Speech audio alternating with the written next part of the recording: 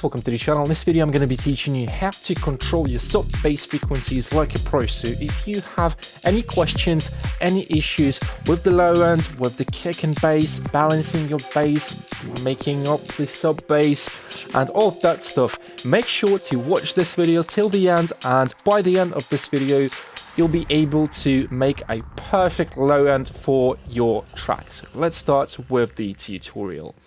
This was a request by one of my subscribers on my YouTube channel, so if you guys have any questions or you want me to make a specific video on a specific topic, just leave your comment, let's connect, and I will try to help you with my knowledge. And also guys, before we start with the tutorial, I want you to do a couple of things. Like this video, subscribe to the channel, hit that nice little bell icon, and don't forget about following my Instagram page as well. A lot of new stuff I will be announcing this week, so stay tuned for more. I'm going to be using this track as an example, guys, just to give you a feel what a good low end sounds like. This is a track I'm working on right now, and on Friday I have a big announcement for you guys, so stay tuned. I'll give more info about the upcoming music releases and one big project I'm working on right now. So let's start with the track. Let me know what you think of the track as well. So let's give it a listen.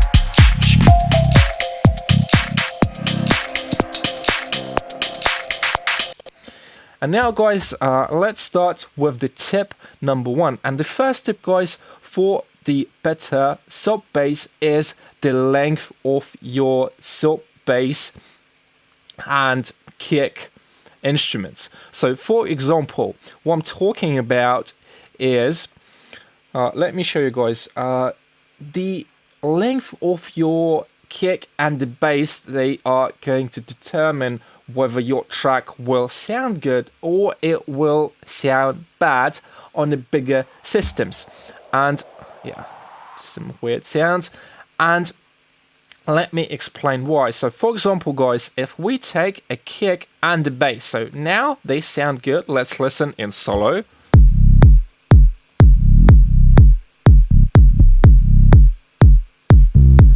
As you can hear, everything is fine, but let's now increase the length, the release of our kick, of the bass.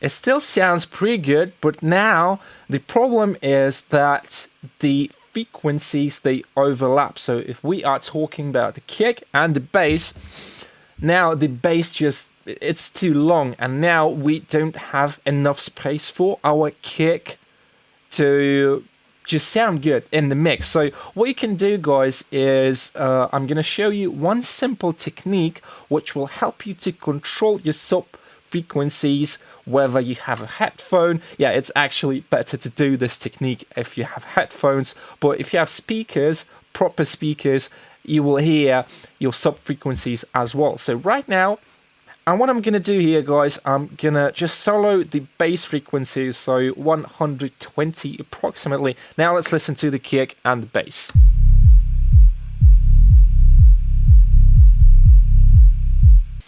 You can still hear the kick because we have a sidechain, but if I mute the LFO tool, which sidechains the kick to the bass,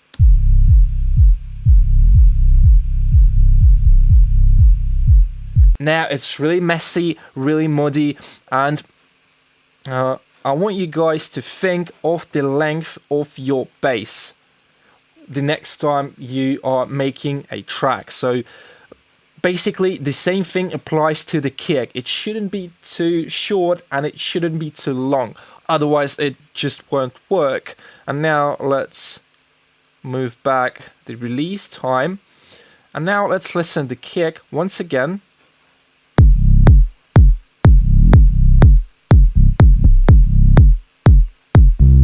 And now guys, as you can see, when the release time is really short, so we basically just have those notes. It's not like extended till here. This is the first, and I would say the most important thing when it comes to controlling your sub-bass frequencies. Okay guys, so let's move now to the second tip. And the second tip is dynamics. You should have dynamics in your bass or sub-bass. What I'm talking about is the velocity is actually the simplest way how you can control the dynamics of your bass. So for example, let me show you guys real quick. I'm gonna play with the velocity here a little to give you the idea how it could sound. And then I'm gonna compare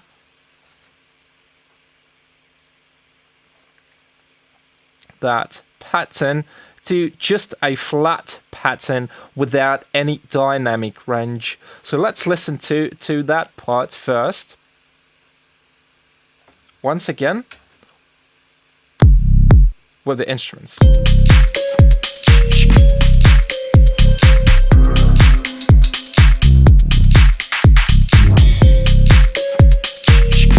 Now let's copy this guy over here, and now what I'm going to do, I'm just going to make the velocity like a flat line, and let's increase it till, let's say, 64. And now guys, let's increase it even more. And now guys, listen to the bass carefully, how the dynamics changes.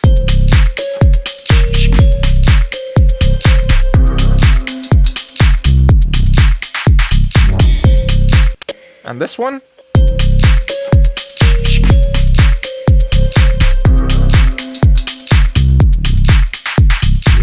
I think you can barely hear, so do I, but there's still a difference. And this is so important because it's more about the physics. So if you imagine the subwoofer, which moves to the right or to the front or to the back, and it should move like properly, so there shouldn't be any phase issues, because it can only move, because there should not be any phase issues, any frequency issues. Otherwise, if you do that, like if you have some problems in the low end of your track, the woofer, it will just move to, it will try to move to the both sides, and that is impossible. This is why we should care about the dynamics and about the length. So the woofer, so it moves properly. And the next thing, what you can do to control your dynamics is apply some multiband. And I found that I really like applying multiband to my groups, for example, the low end. And for that purpose, what I'm going to use Fab Filter Pro MB, really good multi-band compressor. And what I'm going to do here, guys, I'm going to split the frequencies of my kick and bass into, let's say, 3 bands is enough for a good start. So I would say like 1K. And now what I'm going to do, I'm going to apply the compression to the very, very low frequency, so the sub. Now let's listen. The ratio I will set to 12:1 because it's very low frequencies. We don't need any dynamics almost at all in that spectrum. Now guys, as you can hear, we are applying some compression, and for the lows I usually set the release and the attack time very low.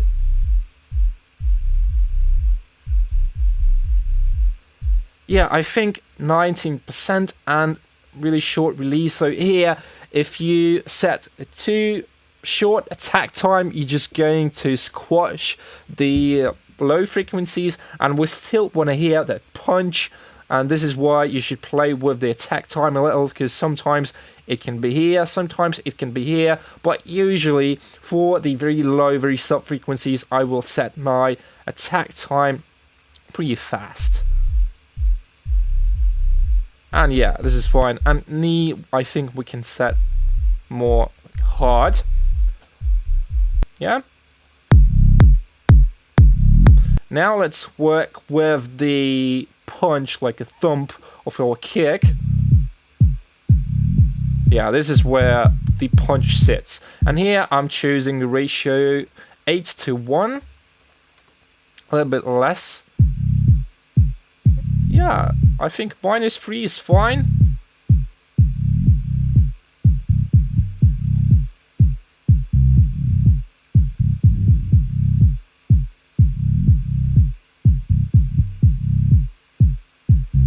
Right now, I'm choosing basically the same attack time.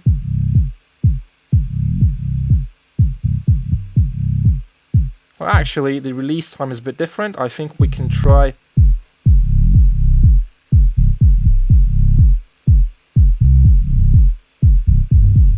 Yeah, that works. Sounds cool. And now let's work with the last band.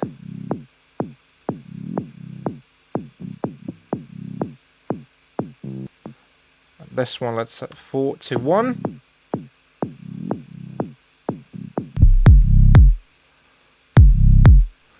I don't get like what's wrong with this guy. Okay, maybe we could remove this guy.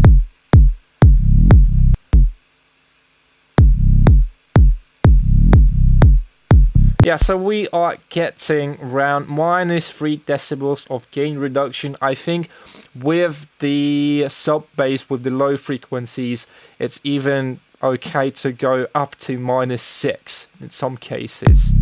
But be careful here, guys, so you don't really ruin the dynamics of your kick and bass. Yeah, now we can work with the last band.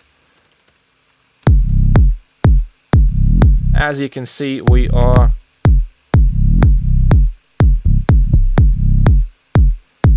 getting around -3 decibels here as well, so this is cool.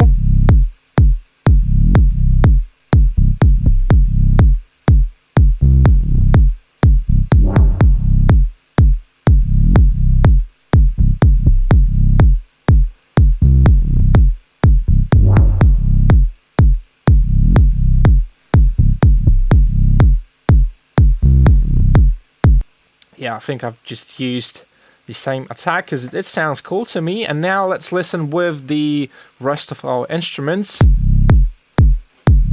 This is with the multi-band. And now we need to compensate the gain, so about 3.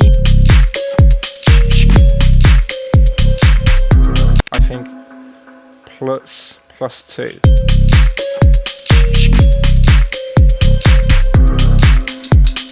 And now without multi-band.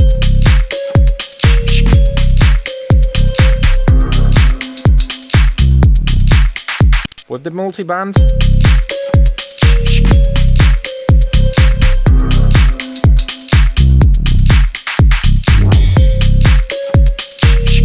I think that sounds way better because we now control the dynamics of our kick and bass, and this is really simple, guys. So I hope that you get this one with the velocity, with the compression. It might be a little bit tricky with the multiband, with the compression, but the more you practice, the better your sub bass will be eventually. And now, guys, let's move to the last but not least.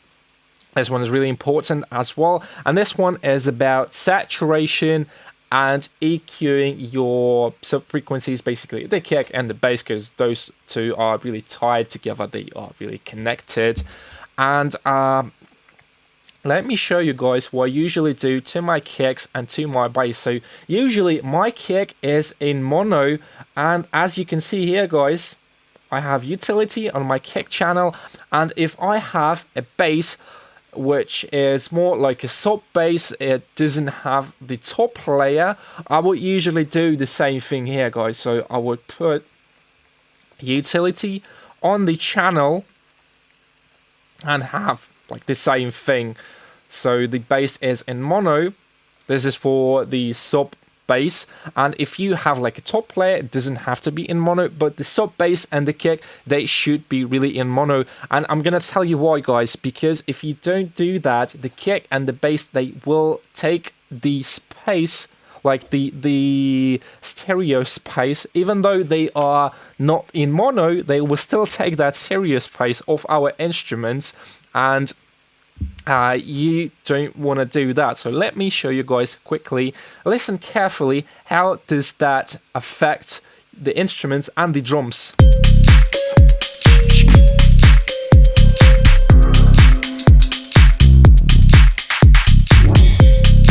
And now let's bypass the utility.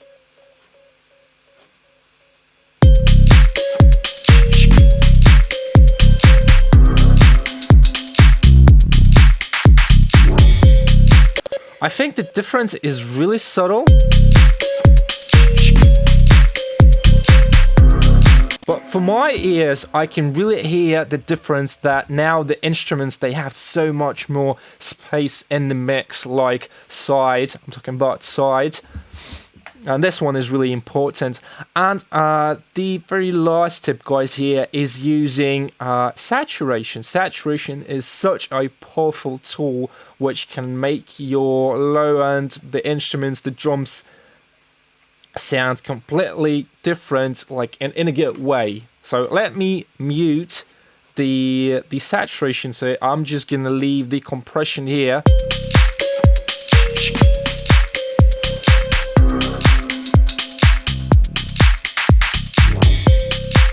This is without saturation. And now, guys, the saturation.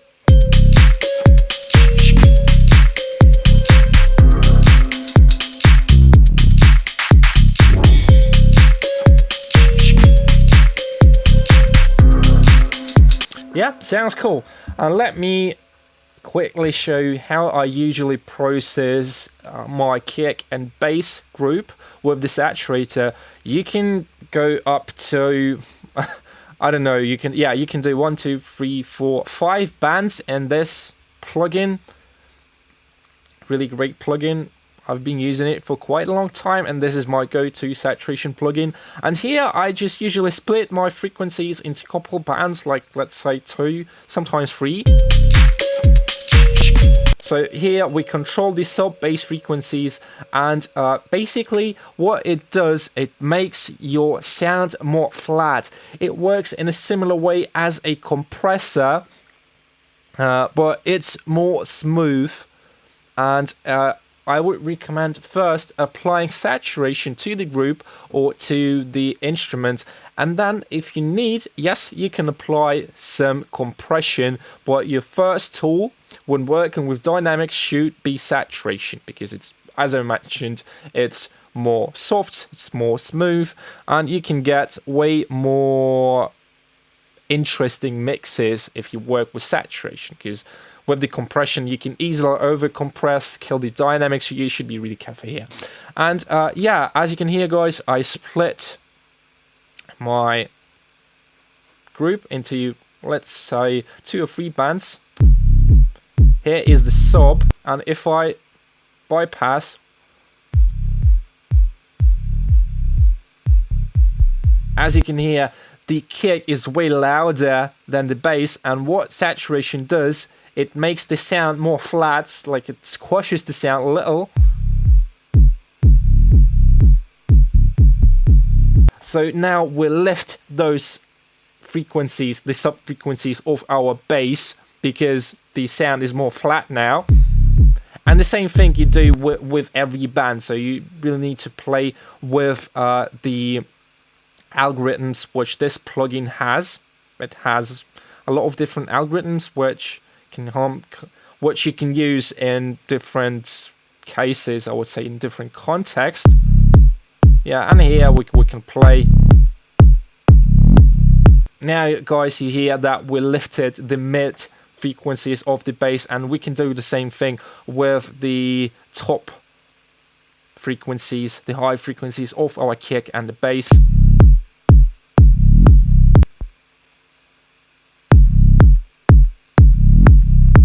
As you can hear. And now let's mute this guy. yeah, we don't have that click. I hope that it makes sense, guys. I hope that you've learned something from this tutorial. On Friday, there will be a video where I'm talking more about the project, about the coming events, releases, music. So guys, so before I end the video, guys, I want you to do a couple of things. Like this video, subscribe to the channel, leave your comment below, let me know what you think of the video, let me know if you like the track. Let's connect. It's so great to meet new people. And what else? Hit that nice little bell icon, and don't forget to follow my Instagram profile as well, so you don't miss anything, any news, any events, and all the interesting stuff. As always, guys, thank you very much for watching, and I see you guys in the next one. Bye.